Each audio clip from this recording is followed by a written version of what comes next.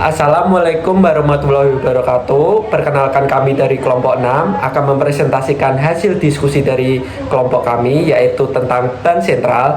Sebelum memasuki materi, izinkan kami memperkenalkan diri. Yang pertama ada Habibah Asaria.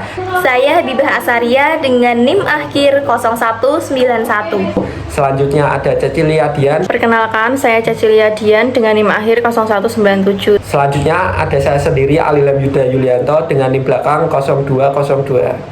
Pada materi yang pertama ini akan dibacakan oleh Habibah Asaria. Pengertian Bank Sentral. Bank sentral adalah lembaga negara yang mempunyai wewenang untuk mengeluarkan alat pembayaran yang sah dari suatu negara, merumuskan dan melaksanakan kebijakan moneter, mengatur dan menjaga sistem pembayaran, mengawasi perbankan, serta menjalankan fungsi sebagai leader of the last resort. Menurut Undang-Undang Republik Indonesia Nomor 3 Tahun 2004, Pasal 4 Ayat 2 yang berbunyi, Bank Indonesia adalah lembaga negara yang independen dalam melaksanakan tugas dan wewenangnya, bebas dari campur tangan pemerintah atau pihak lain, kecuali untuk hal-hal yang secara tegas diatur dalam Undang-Undang Dasar Negara 1945. Visi dan misi. Visi Bank Sentral yaitu menjadi bank sentral digital terdepan yang berkontribusi nyata terhadap perekonomian nasional dan terbaik di antara negara emerging market untuk Indonesia maju.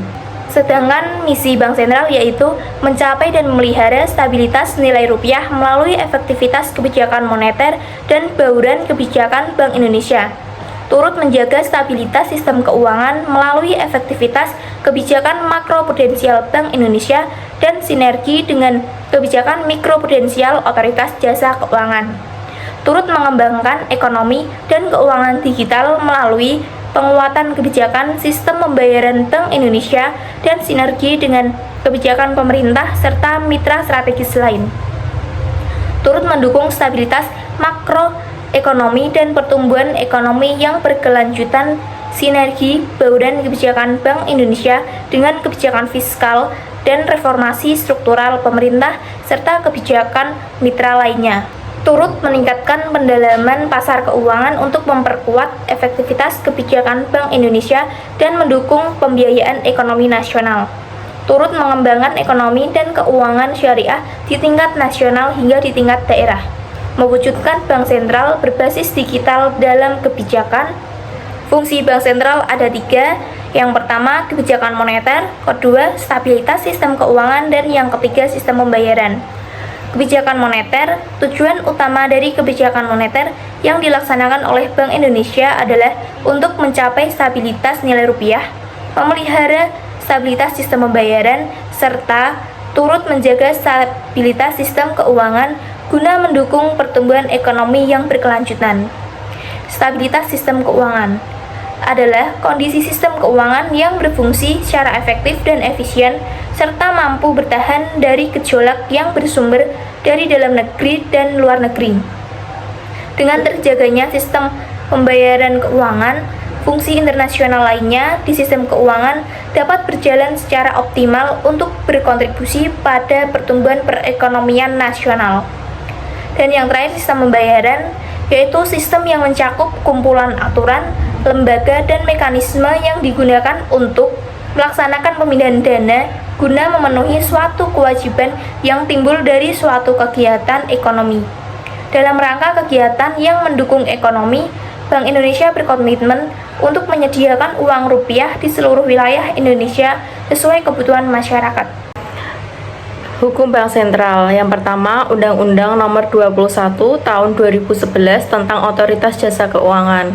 Yang kedua, Undang-Undang Nomor 9 Tahun 2016 tentang Pencegahan dan Penanganan Krisis Sistem Keuangan. Yang ketiga, Peraturan Bank Indonesia Nomor 16/11/PBI/2014 tentang Pengaturan dan Pengawasan Makroprudensial.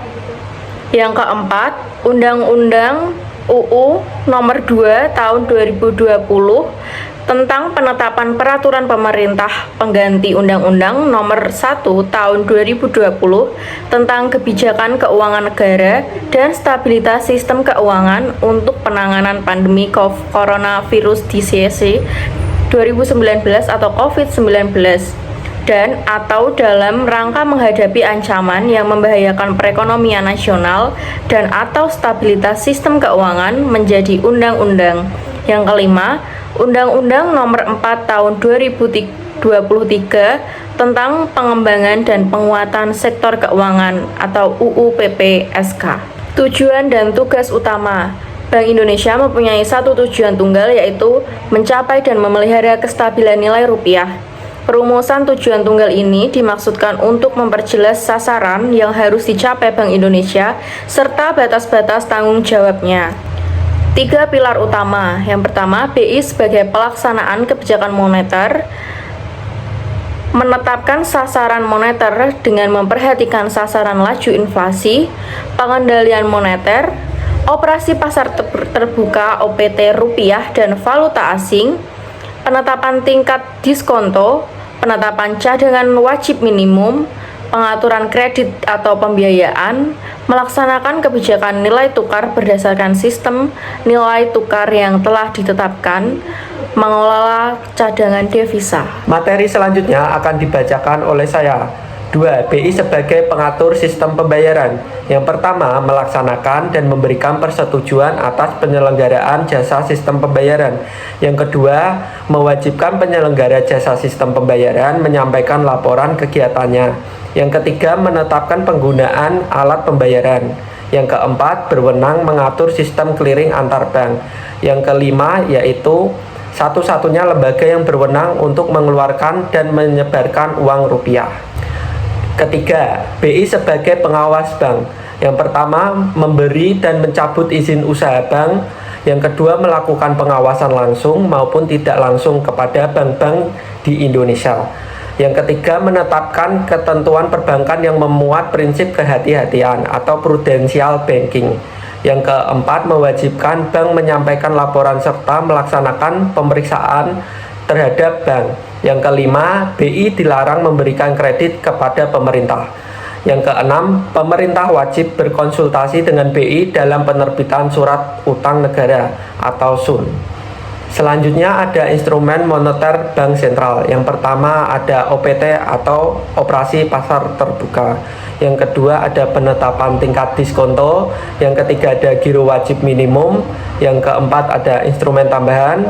Yang kelima moral situation. Yang keenam ada legal lending limit atau 3L. Yang ketujuh ada loan deposito ratio. Yang ke-8 ada capital adequacy ratio. Selanjutnya ada peran Bank Indonesia pasca terbentuknya OJK. Yang pertama ada makroprudensial. Dalam bidang ini Bank Sentral melaksanakan asesmen dan upaya-upaya untuk menjaga kestabilan harga atau price stability dan menjaga stabilitas sistem keuangan pada umumnya. Yang kedua ini ada mikroprudensial. Dalam bidang ini Bank Sentral atau BI melakukan asesmen terhadap lembaga keuangan yang menjadi kewajiban Bank Sentral sebagai supervisor atau pengawas. Sekian dari kelompok kami. Jika ada salah kata mohon dimaafkan. Wassalamualaikum warahmatullahi wabarakatuh.